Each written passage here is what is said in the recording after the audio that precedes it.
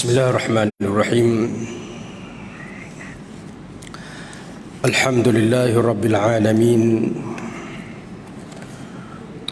Wassalatu wassalamu ala ashrafil anbiya'i wal mursalin wa ala alihi wa ashabihi ajma'in. Qala rabbi shrah li sadri wa yassir li amri wahlul 'uqdatam min lisani yafqahu qawli, amma ba'd.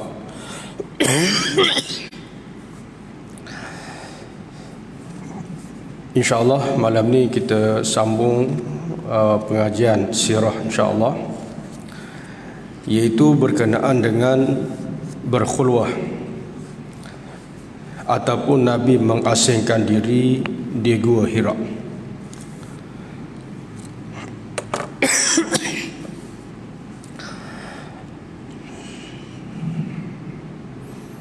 Bila usia Nabi SAW mencapai 40 tahun, baginda begitu gemar mengasingkan diri untuk beribadat dan berkhulwah di Gua Hira. Selalunya amalan ini memakan masa beberapa hari dan malam, dan kadang-kadang melewati 1 bulan. Beginilah keadaan Nabi SAW yang berulang alik di antara rumah baginda dan Gua Hira sehinggalah datangnya wahyu yang pertama. Jadi matan kita pada malam ini ialah waktu Nabi SAW sampai umur 40 tahun. Maknanya sebelum ni, kalau kita tengok tajuk sebelum ni, ialah umur Nabi sekitar 30-an. Antara peristiwa penting ialah Nabi membantu bapa saudara dan masyarakat Arab pada waktu itu membina semula Kaabah. Itu peristiwa penting waktu Nabi berumur antara 30-an. Jadi waktu Nabi masuk umur 40 tahun, di antara sifat Nabi SAW ialah Nabi suka berkhulwat. Khulwah ni maknanya suka mengasingkan diri ataupun bersendiri. Dia khulwah dengan khalwat ni, kalau ikut bahasa Arab sama je. Sebab apa yang tu dinamakan khalwat? Sebab dia menyendiri dengan perempuan, orang panggil khalwat. Kalau dia menyendiri berseorangan dalam gua ke dalam rumah untuk beribadat ataupun tempat yang terpencil jauh daripada orang, tu pun orang panggil al-khulwah. Cuma dalam bahasa Melayu kita ni dia eja 2 perkataan berbeza. Kalau KHALWAT orang panggil khalwah, nampak negatif. Kalau dia sebut khulwah, KHULWAH, khulwah, orang nampak positif. Padahal dalam bahasa Arab dua-dua ni dieja dengan ejak yang sama, kha, lam, waw, ta marbutah, khulwah. Jadi maknanya sama. Kalau seseorang tu berkhulwah ataupun menyendiri, mengasingkan diri untuk nak tafakur dan memikirkan tentang Allah, untuk mentaqarrubkan diri kepada Allah, itu orang panggil khulwah. Kalau seseorang lelaki bersendirian bersama dengan seorang perempuan yang bukan mahram, itu pun diistilahkan khulwah. Cuma dalam bahasa kita dieja dengan 2 ejaan yang berbeza. Yang haram orang eja dengan khalwat. Kalau yang sunat tadi orang eja dengan khulwah. Cuma dari bahasa Arab sebenarnya asalnya sama. Sebab apa? Dia refer kepada makna asal. Khulwah itu dengan makna menyendiri. Kalau menyendiri untuk taqarrub, tafakur kepada Allah, jadi sunat. Kalau menyendiri dengan seorang perempuan berdua-duaan, jadi haram. Asal makna khulwah adalah menyendiri. Itu dia punya perkataan asal. Jadi Nabi SAW ni Masuk umur 40 tahun Nabi suka berkhulwah. Kadang-kadang satu hari satu malam, kadang-kadang beberapa hari dan beberapa malam tak balik khulwah dalam gua Hira. Ada kadang-kadang sampai sebulan Nabi berkhulwah. Sebab apa berkhulwah? Iaitu untuk bertafakur. Ini sifat Nabi SAW sebelum Nabi terima wahyu. Maknanya sebelum Nabi terima wahyu daripada malaikat Jibril, sifat yang ada dan berlaku kepada Nabi ialah suka menyendiri, bersendirian dalam gua Hira untuk bertafakur. Itu dari segi matan perbuatan Nabi SAW. Dari segi pengajaran dan renungan, sesungguhnya kegemaran Nabi SAW mengasingkan diri dan beruzlah di gua Hira sebelum pengutusan baginda sebagai Rasul mengandungi makna yang sangat mendalam dan memberi implikasi yang begitu penting kepada seluruh kehidupan umat Islam dan agama Islam khususnya.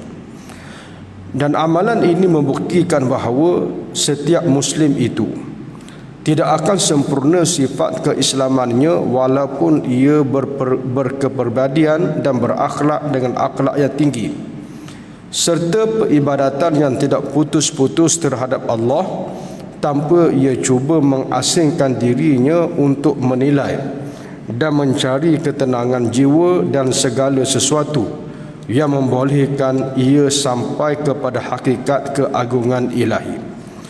Semua ini merupakan jalan bagi setiap Muslim yang mahu menempatkan dirinya sebagai seorang Muslim sejati, terutamanya kepada mereka yang mahu menjadi pendakwah ke jalan Allah dan pembimbing ke jalan yang benar. Sebagai hikmah ilahi di sini tergambar sesungguhnya diri manusia itu senantiasa diseraputi oleh pelbagai penyakit yang tidak akan dapat diubati kecuali dengan jalan mengasingkan diri, memperhitungkan dan menghisap diri sendiri di ketika dan di tempat-tempat yang sunyi, jauh dari suasana dunia yang sombong, bongkok, hasad dengki, bermegah-megah dan sukakan keduniaan. Segalanya ini merupakan penyakit yang mencengkam jiwa manusia dan menguasai hati sanubari, yang memainkan peranan yang sangat kotor demi merubah jiwa batin manusia walaupun amalan saleh dan ibadat yang banyak. Inilah penyakit dan wabak yang mencengkam manusia tadi, dan ia tidak mudah dibasmi kecuali dengan beruzlah dan mengasingkan diri dengan bertaqarrub kepada Allah Azza wa Jalla dari masa ke semasa untuk mendapat taufik, hidayah dan inayah Allah Subhanahu wa taala. Kemudian mengalih pandangan ke arah manusia yang mencari titik-titik kelemahannya di hadapan Allah Subhanahu wa taala, pencipta alam sejagat, seterusnya bertafakur dan merenung terhadap bukti kekuasaan Allah Subhanahu wa taala, hari akhirat dan mereka yang menginsafi tentang kewujudan hari akhirat, rahmat dan balasan, serta dan ketika kita bertafakur dan merenung berulang kali, maka penyakit-penyakit tadi akan sembuh dan hilang sedikit demi sedikit, dan tempatnya akan digantikan dengan cahaya ketenangan yang abadi. Dengan itu tidak ada sesuatu apa pun lagi yang mempengaruhi kehidupan manusia itu. Jadi tuan-tuan dan puan-puan sekalian, kalau kita tengok kepada yang pertamanya dari segi hukum, yang kedua kita lihat dari segi kepentingan dan juga manfaat kepada uzlah. Yang pertama, kalau kita tengok kepada hukum, apa hukum beruzlah dan apa maksud dan makna uzlah? Uzlah ni ataupun dengan bahasa tadi kita sebutkan khulwah. Satu istilah lain ialah dengan makna uzlah. Uzlah ni kalau ikut makna perkata dengan makna mengasingkan diri. Kalau azala, perkataan asal dia maknanya ia menjauhkan diri ataupun ia menjarakkan diri. Itu bahasa asal. Dan akhirnya dia tukar jadi makna dan mafhum term istilah uzlah. Maknanya seseorang yang mengasingkan diri. Jadi uzlah khulwah ni lebih kurang samalah maksud dia. Jadi apa makna uzlah? Adakah uzlah itu dengan makna mengasingkan terus diri kita daripada manusia? Maknanya masuk hutan duduk seorang-seorang jauh-jauh daripada orang selama-lamanya. Itu satu maksud. Ataupun uzlah itu dalam bentuk maknanya kadang-kadang kita ambil contohnya satu hari setahun, ataupun seminggu dalam setahun, ataupun sehari dalam sebulan kita beruzlah. Itu kategori ataupun bentuk uzlah yang kedua. Bentuk uzlah yang pertama boleh disebutkan sebagai hukumnya adalah makruh ataupun haram. Maknanya kalau dia hidup mengasingkan diri seorang-seorang sebab apa tak nak bercampur dengan masyarakat, maka hukumnya adalah tidak mengikut syariat. Sebab apa? Antaranya ialah sabda Nabi sallallahu alaihi wasallam, khairun nasi fil fitni rajulun akhidhu bi'inani farsi atau qala bi rasni farsi khalfa a'da'illahi yukhifuhum wa yukhifuna aw rajulun mu'tazilun fi badiyati yuaddi haqqallahi ta'ala alladhi alaih.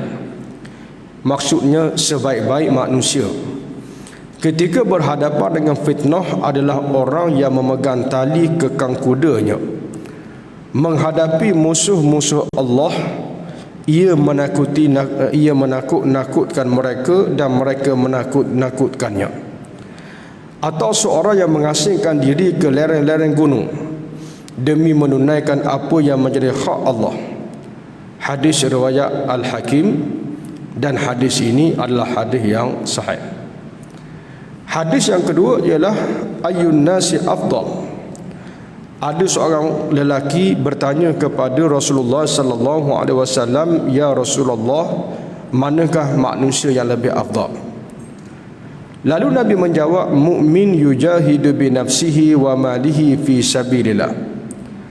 Iaitu seseorang mukmin yang berjihad dengan dirinya dan hartanya fi sabilillah. Qala thumma man? Kemudian lelaki tadi bertanya, kemudian siapa ya Rasulullah? Thumma rajulun mu'tazilun fi sya'bin min asy-syu'ab ya'budu rabbahu wa yad'u Allahi min syarri. Yaitu orang-orang yang mengasingkan diri di lembah-lembah demi untuk menyembah Tuhannya dan menjauhkan diri dari kebobrokan masyarakat. Bahkan andai salah satu jalan selamat dari fitnah adalah dengan mengasingkan diri ke lembah-lembah dan puncak gunung, maka itu lebih baik daripada agama yang terancam. Maknanya kalau masyarakat yang terlalu teruk memang tak boleh buat apa. Tak boleh buat apa. Dan kalau kita duduk bersama dengan mereka, kita pun akan rosak. Agama kita terancam. Maka pada waktu itu barulah kita disunatkan mengasingkan diri. Contohnya lah, kalau kita tengok contohnya, suasana macam di Xinjiang sebagai contoh. Nak lawan tak boleh, nak ceramah tak boleh, nak apa tak boleh. Kalau kena tangkap, kena seksa, menyebabkan akidah mungkin terancam, maka dalam keadaan begitu mungkin uzlah, cari tempat lebih selamat. Mungkin keluar daripada negara tadi ataupun duduk jauh-jauh, mengasingkan diri. Mungkin suasana yang seperti itu, uzlah adalah afdal. Tetapi dalam contoh kita ambil konteks negara kita, mungkin kita duduk dalam masyarakat yang banyak kerana yang ni macam ni, yang ni macam ni, sebagai contoh. kita rasa macam perbuatan itu kita kurang senang. Sebagai contoh kita ambil, yang ni bercakap dunia, yang ni bercakap dunia, yang ni bercakap kemewahan, kita rasa macam rosok manusia ni. Jadi kita lari terus daripada suasana tadi. Kita nak semayang sekejap, ada orang minta bantuan. Kita nak ibadat, nak qiyamul lail, ada orang buat program. Time kita nak pergi masjid, tiba-tiba banjir, kita terpaksa turun redah banjir, tolong masyarakat. Jadi kita rasa ibadat kita terganggu. So kita pun ambil keputusan, kita dengan Allah je, tak ada gangguan-gangguan tadi. Maka suasana yang seperti ini adalah makruh. Dalilnya ada seorang sahabat yang mana sahabat ni dalam balik daripada satu peperangan lalu ikut satu lembah. Tiba-tiba mereka lalu ikut satu oasis padang pasir. Tiba-tiba tengah padang pasir ada kawasan hijau. Sebab apa hijau? Sebab di situ ada mata air dan ada anak sungai. Kawasan oasis ni cantik, tenang, orang tak ada, tanam sayur mudah hidup, mata air ada, nak minum tak ada masalah. Jadi sahabat tadi kata, alangkah baik kalau aku terus tetap tinggal di sini, tak balik ke Madinah. Duduk kat sini tak apalah, makanlah apa yang ada. Yang penting ialah aku boleh beruzlah dengan Allah Subhanahu Wa Taala, tak kacau dengan manusia lain. Apa respon Nabi SAW? Nabi kata, al-mu'minul ladzi yukhalitun nas wa yasbiru ala azahum khairum minal ladzina la yukhalitun nas wala yasbiru ala azahum. Maksudnya seseorang mukmin yang bergaul di tengah masyarakat, ke hulu ke hilir, tolong orang, bantu orang dan seumpamanya, dan sabar tentang kerenah dan gangguan mereka, maka itu lebih baik daripada seorang mukmin yang tidak bergaul di tengah masyarakat dan tidak bersabar terhadap gangguan ataupun kerenah mereka. Hadis sahih riwayat daripada Imam Bukhari rahimahullahu ta'ala. Jadi mana hadis ni menunjukkan kepada kita apa dia? Islam menggalakkan kita bergaul. Islam tidak menggalakkan kita duduk seorang-seorang walaupun atas nama uzlah kita dengan Allah. Ini dari segi hukumnya. Jadi sebab itu dalam satu hadis yang lain Nabi kata la ruhbana fil Islam. Tidak ada lagi kependetaan dalam syariat Islam. Tak ada istilah aku nak duduk seorang-seorang nak buat macam Maryam sebagai contoh. Kita baca kisah Maryam. Maryam ni hidupnya dekat satu tempatnya, atas rumah Nabi Ismail, atas rumah Nabi Zakaria alaihi salam. Jadi Nabi Zakaria ni atas rumah itu dia ada macam orang kata lotek. Mana tempat Maryam? Atas tu. Tak turun, semayang je kerja dia 24 jam. Dan dia tak makan dan tak turun makan, tak turun minum. Dia bukan tak makan tak minum, dia tak turun makan, tak turun minum. Dalam Quran sebut kadang-kadang Nabi Zakaria ingat, anak saudara aku ni mati ke? Nabi Zakaria ni pak saudara Maryam. Jadi bila tak turun makan, tak turun minum berhari-hari, Nabi Zakaria dia kadang-kadang mari bimbang, kan mati seorang-seorang. Dia naik jenguk. Bila dia naik jenguk, dia tengok Maryam tengah beribadat. Yang peliknya, di sisi Maryam sentiasa ada makanan. Sentiasa ada makanan. Dan yang lebih pelik lagi, makanan dekat Maryam ni tak bermusim. Contohnya kita ambil buah limau, dia hanya ada musim sejuk. Tapi buah limau yang sama, musim panas pun ada, musim sejuk pun ada. Itu Maryam. Sehingga Nabi Zakaria tanya, anna laki hadha? Wahai Maryam, daripada mana mari semua ni? Kamu tak ke pasar, aku pun tak letak kat sini. Dah daripada mana semua makanan ni? Lalu Maryam kata, qalat huwa min indillah. Makan ini semua mari daripada Allah. Mari daripada Allah. Allah berikan rezeki kepada sesiapa yang mahu, tanpa hisab, tanpa sempadan, tanpa had. Kata Maryam AS. Kita baca kisah Maryam, bagus juga aku jadi pemaryam ni. Kita pun duduk seorang-seorang dalam rumah, tak keluar ke mana, tak makan, tak minum. Akhirnya apa berlaku? Mati seorang-seorang. Kalau jenis lagu ni mati takut tak masuk syurga terus. Kena hisab panjang. Sebab apa hisab panjang? Sebab orang kata mati sebab memudaratkan diri. Ini tak boleh. Sebab apa? Yang keduanya, ruhban ni tak ada dah. Dalam syariat Nabi Muhammad SAW tak adalah kependitaan. Macam Maryam tadi, dia syariat sebelum daripada Nabi Muhammad SAW, tak ada masalah. Tapi dalam syariat Nabi kita Muhammad SAW tak ada lagi kependitaan. Maknanya tak ada lagi istilah bagus.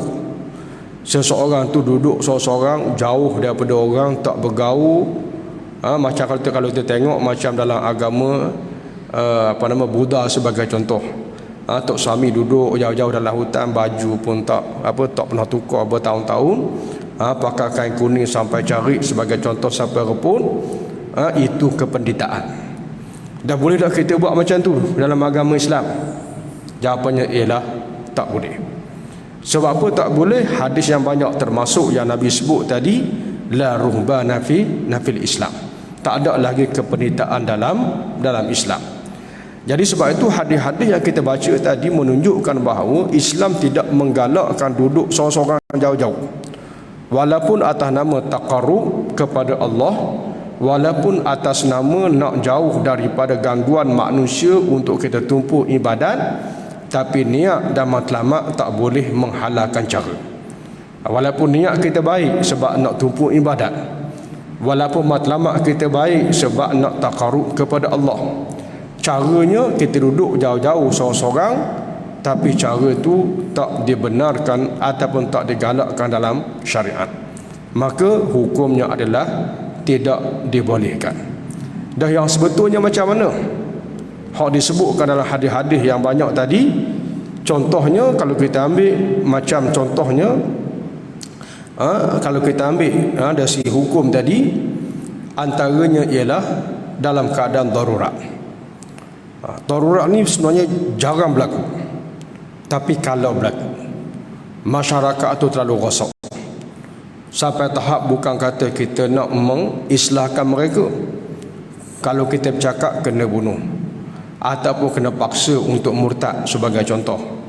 Contohnya lah kalau kita ambil macam kisah-kisah yang kita baca di Xinjiang sebagai contoh, ataupun negara-negara komunis, negara-negara komunis sosialis. Tapi sekarang ni saya rasa dunia dah tak ada negara macam tu. Tapi kalau 40 tahun lepas biasa. Kalau dulu saya pernah duduk di Syria, kadang-kadang kalau pergi ulang-alik ke Masjid Kerak pun ada masalah. Pakai kopiah pun akan hadapi masalah. Itu kita ambil contoh negara komunis, walaupun pemerintah dan majoriti rakyatnya adalah Muslim. Kita ambil contoh. Jadi negara macam ni, kalau seseorang Muslim tu duduk, apa dia nak buat? Kalau dia buat kerja dakwah, mungkin tekanannya lagi teruk, kena seksa, mungkin agama akidah tak selamat, ataupun diri dia selamat tapi akidah keluarga dia tak selamat. Maka yang macam ni adalah digalakkan untuk beruzlah. Apa konteks hadis dia? Sebab hadis ni kita tak boleh baca luar konteks. Ada hadis yang menerangkan konteks yang macam ni. Antaranya, yushiku an yakuna khairu malir rajuli ghanamun yatba'u biha sya'ful jibal.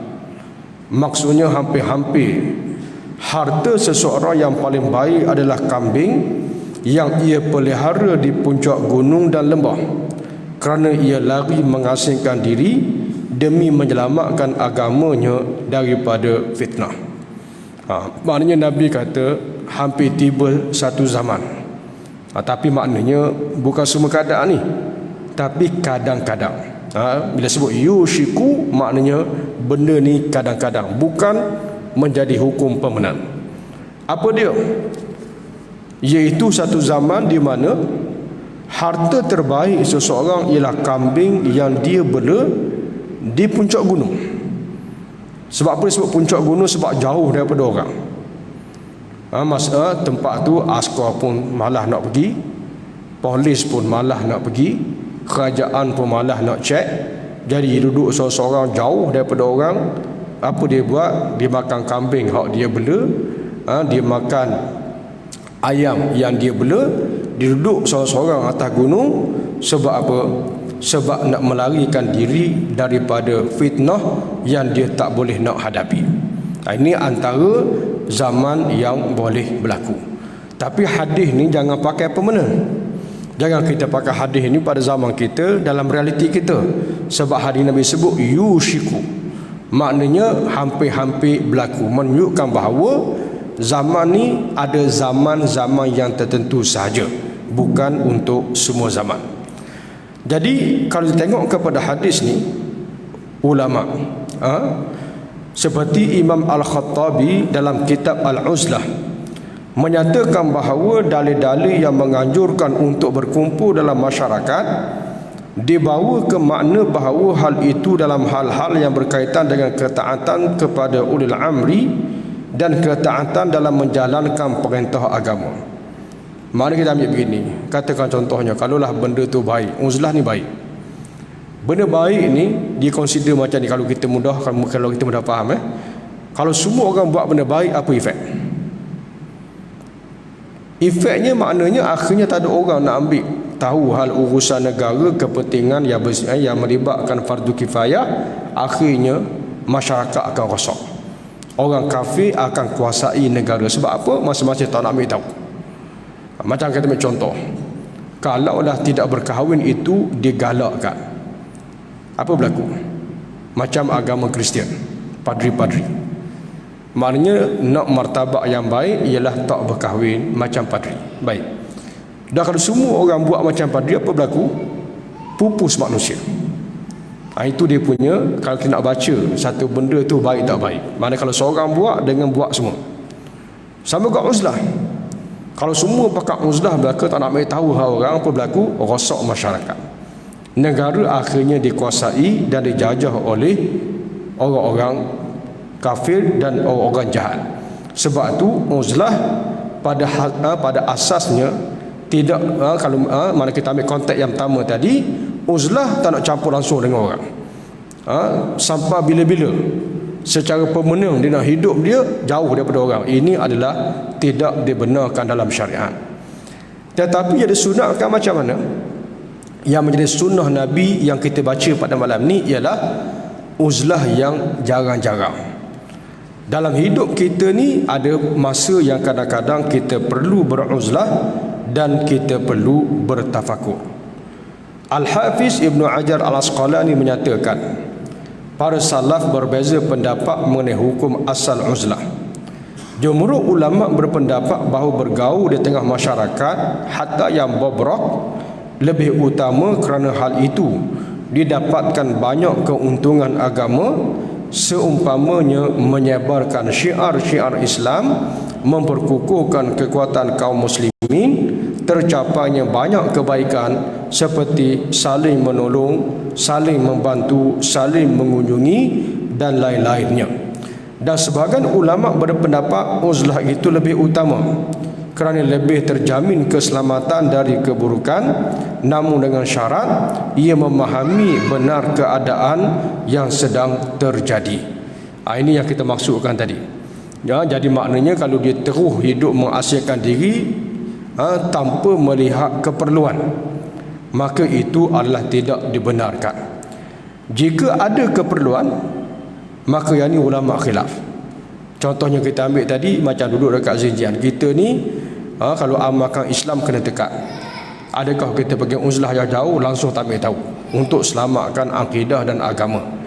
Ada pendapat kata itu sunat, tapi jumhur ulama kata yang sebaik-baiknya tak lari uzlah. Sebaik-baiknya terus hidup dalam masyarakat. saling kunjung mengunjungi, ziarah sahabat-sahabat, ziarah saudara mara, buat setakat yang boleh, bersabar di atas kerana jumhur menyatakan itu adalah keutamaan. Jadi sebab itu sahabat sekalian, ringkasnya uzlah ni ada 3 keadaan ataupun 3 macam. Yang pertamanya, uzlah dalam keadaan permanen. Boleh dikatakan itu adalah tidak digalakkan dalam Islam. Uzlah ketika darurat, masyarakat yang sangat rosak dan kita rasa tak boleh nak hadapi. Jumhur kata afdalnya kita terus bersabar dan bergaul dan menghadapi kerenah tersebut.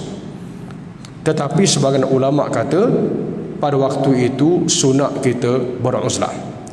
Dan yang ketiganya ialah uzlah dalam keadaan waktu kebiasaan yang kita ambil sebahagian hidup kita untuk beruzlah. Contohnya, kalau kita ada duit, sebagai contoh kita ambil, kita sewa bot, kita pergilah kat pulau mana-mana seorang-seorang. Sebagai contoh, berapa lama? Mungkin setahun sekali, ambil 1 hari ataupun 2 hari, mungkin sebulan sekali. Tapi hak lagu ni syaratnya jenis tak takut hantu lah. Jenis takut hantu tak boleh ni. Kalau jenis takut hantu pergi sewa hotel ataupun pergi duduk rumah seorang-seorang. Baik. Jadi maknanya uzlah yang seperti ini apa hukumnya? Yang ni disepakati hukumnya sunat. Maknanya dalam hidup kita ni kadang-kadang macam kereta juga. Ada masa kita kena buat alignment. Ada masa kita kena cek tayar kita. Sama juga dengan kehidupan. Sibuk dengan kerja, sibuk dengan pergaulan masyarakat, sibuk dengan tanggungjawab sehari-harian, maka hak cuti 15 hari setahun ataupun 30 hari setahun gunakan untuk beruzlah. Ada masa hubungan kita dengan masyarakat, ada masa bawa keluarga pergi makan angin seminggu ataupun 3 hari setahun. Tapi kena ingat ada juga masa perlu kita seorang-seorang. Untuk apa? Apa tujuan yang disebutkan dalam kitab ni tadi? Ialah untuk kita muhasabah diri kita, untuk kita taqarrubkan diri kita dengan Allah. Sebab apa? Bila kita bergaul dengan masyarakat ni, penyakit. Ni penyakit. Yang biasa berlaku ialah penyakit yang pertamanya ialah sombong. Yang keduanya ialah bongkok. Yang ketiganya ialah hasad dengki. Yang keempat suka bermegah. Dan yang paling berat ialah sukakan keduniaan ataupun harta keduniaan. Ini penyakit. Dalam level mana pun, level negara, sebab apa bergaduh dalam politik, kacau negara. Sebab masing-masing rasa megah, aku nak jadi PM, aku nak jadi raja, aku nak jadi pemimpin. Sebab apa? Masing-masing mungkin sebab nak kejar pangkat, nak kejar harta. Daripada atas pucuk sampailah kepada peringkat kampung, berebut jawatan, berebut harta, bergaduh, hasad dengki. Ini semua pokok penyakit daripada kecil sampailah kepada peringkat pemerintahan negara. Jadi penyakit ni macam mana nak ubat? Kadang-kadang kena uzlah. Bila kita uzlah, apa berlaku? Kita akan tinggalkan semua benda ni. Kereta ni duduk kat rumah. Rumah besar kita tak bawa, duduk seorang-seorang. Kau ikutlah masuk hutan ke, pergi sewa chalet jauh-jauh ke, pergi pasang khemah tepi sungai ke, ataupun pergi sewa hotel kat mana-mana ke. Kalau tak ada duit, pergilah pacak khemah dekat mana-mana, asalkan duduk seorang-seorang. Berapa lama? Setakat yang kita mampu. Mampu sehari-sehari, mampu 2 hari 2 hari. Tapi Nabi SAW tadi berapa lama? Kadang-kadang sehari semalam, kadang-kadang beberapa hari dan beberapa malam. Dan paling lama Nabi pernah beruzlah dalam Gua Hira berapa lama? 1 bulan. Ini yang berlaku kepada Nabi SAW. Maka hukum ini masih lagi menjadi hukum kepada kita. Jadi sebab itu kalau kita ambil maksud yang dimaksudkan oleh Dr. Said Ramadan Al-Buti dalam perenggang awal tadi, dia menyatakan bahawa hukum beruzlah adalah hukum yang sangat penting kepada orang Islam. Jadi saya balik kepada pendetailan tadi, 3 konteks. Konteks yang pertama, beruzlah secara permanen seluruh kehidupan itu makruh ataupun diharamkan. Konteks yang kedua, uzlah kerana darurat. Jumhur kata pun tak digalakkan, tetapi ada sebahagian ulama kata sunat. Dan yang ketiganya ialah uzlah jarang-jarang mengalignmentkan hidup kita, yang ni boleh katakan hampir ijma' hukumnya adalah sunat. Ini konteks yang dimaksudkan oleh Dr. Said Ramadan Al-Buti. Jadi kita berhenti sekejap insya-Allah untuk sama-sama kita dengar azan insya-Allah.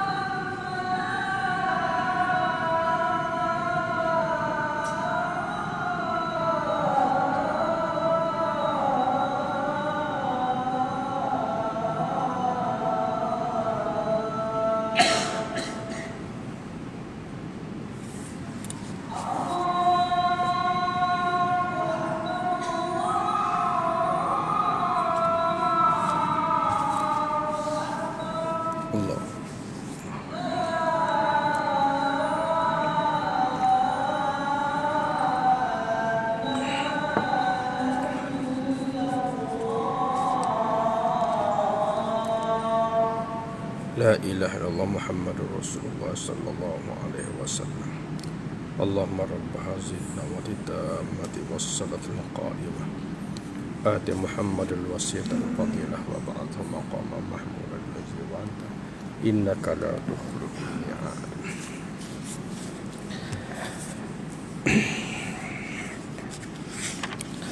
Bahawa sesungguhnya segala perasaan yang berjaring-jaring dalam hati manusia dari takut, berani, cinta, suka dan sebagainya akan menjalankan tugas yang mungkin dapat dilaksanakan oleh daya fikiran biasa manusia. Memang tepat sekali apa yang ditegaskan oleh Imam Syatibi rahimahullahu ta'ala di dalam kitabnya Al-Mumabiqat yang menerangkan lebih lanjut dan membuat perbandingan Di antara dua golongan, satunya muslimin awam di dalam melakukan segala taklif, yakni tanggungjawab suruhan Tuhannya kerana keislamannya, dan kedua ialah golongan muslimin yang tertentu di dalam melakukan taklif suruhan kerana suatu desakan yang lebih dan dengan kefahaman. Katanya golongan yang pertama ini melaksanakan tugas kerana keislaman dan keimanannya tanpa lebih daripada itu.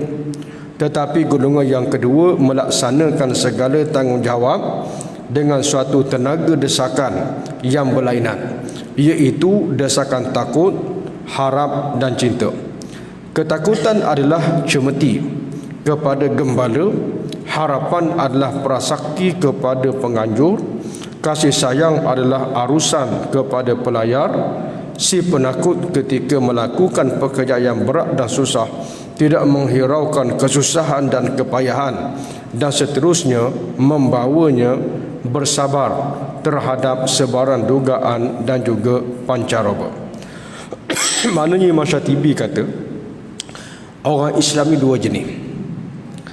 Satunya orang Islam yang laksanakan tuntutan di semayang, puasa macam biasa. Sebab apa? Atas dasar Islam dan atas dasar iman macam kita semua. Tapi ada satu jenis lagi, ialah dia laksanakan ibadat juga, tetapi atas dasar takut dan faham. Sebab apa takut? Sebabnya dia tahu kesan akibat kalau tinggalkan. Dia tahu benda yang akan berlaku akhirat. Dia faham apa kesan kalau tak laksanakan dan apa kesan kalau laksanakan. Jadi jenis yang kedua ni ialah golongan yang tinggi martabat. Maknanya Imam Syatibi ibaratkan macam orang yang belayar. Kalau orang yang belayar, dia tahu, katakan contohnya, kesan daripada arus, kesan daripada ribut. Dia percepatkan pelayarannya sebab takut datang ribut. Tapi ada juga orang percepatkan pelayaran sebab dia nak cepat. Dia tak faham ribut akan mari, dia tak faham. Yang ni pun dia belayar cepat, yang ni pun belayar cepat. Tapi hak jenis yang kedua ni adalah lebih tekun. Sebab apa lebih tekun? Sebab dia faham kesan kalau lambat. Hak seorang ni dia semayang bagus juga, bukan tak bagus, tapi dia tak faham. Dia tak faham kalau lambat tu apa kesan dia. Tapi oleh kerana semua orang laju, dia pun laju sekali. Ini dua jenis manusia yang Imam Syatibi sebut. Membakar segala tenaga itu pun masih terfikirkan olehnya, maka ia belum lagi menyempurnakan janji-janjinya dan budinya kepada yang dicintai. Maknanya ada orang semayang. Sebab apa semayang? Sebab itulah rutin sebagai orang Muslim dan rutin sebagai orang mukmin. Tapi ada orang dia semayang kerana dia cinta kepada Allah.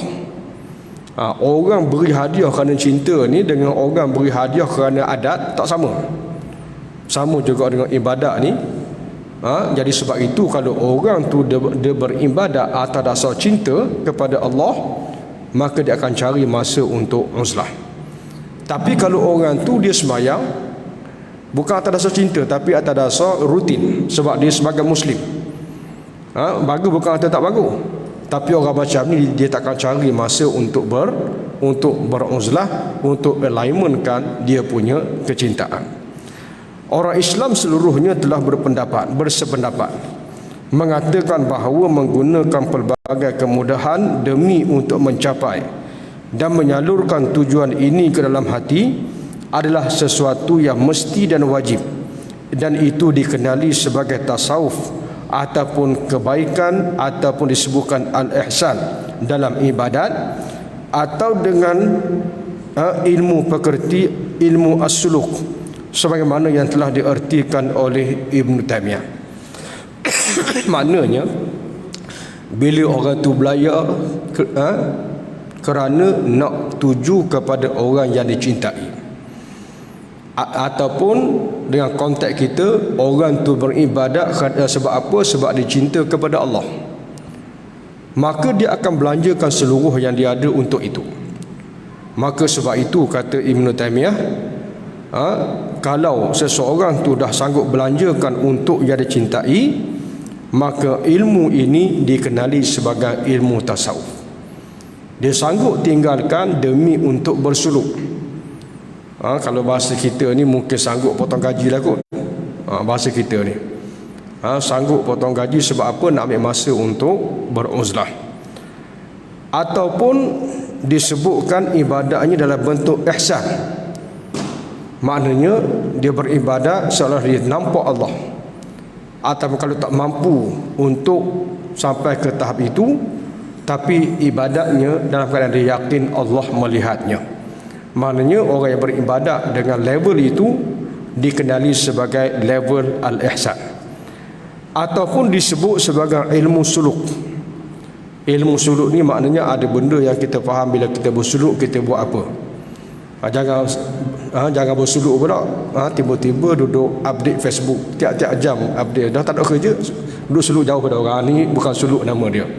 Suluk ni maknanya kita tahu apa yang perlu kita buat, zikir apa yang perlu kita baca dan seumpamanya. Maka inilah yang dikenali sebagai hamba yang melakukan ibadat kerana cintanya mereka kepada Allah Subhanahu wa taala.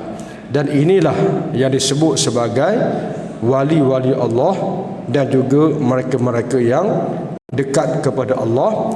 Pengajarannya daripada mana? Istimbaknya daripada mana? Iaitu daripada perbuatan Nabi.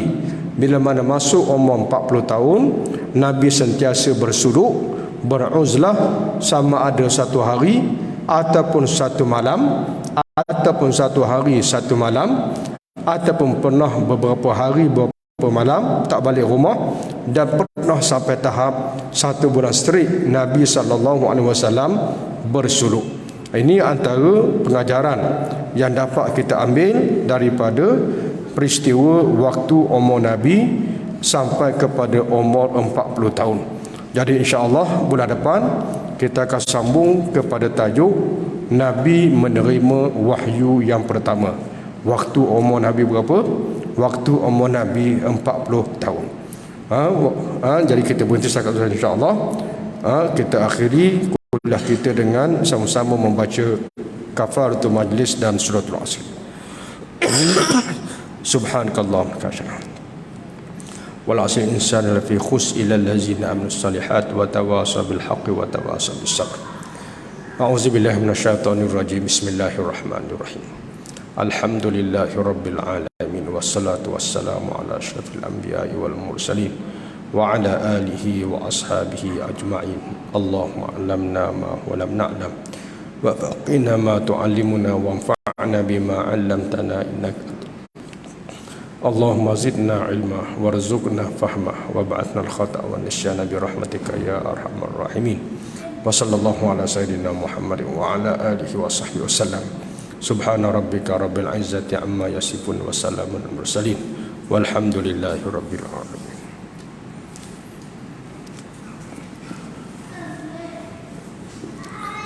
Allah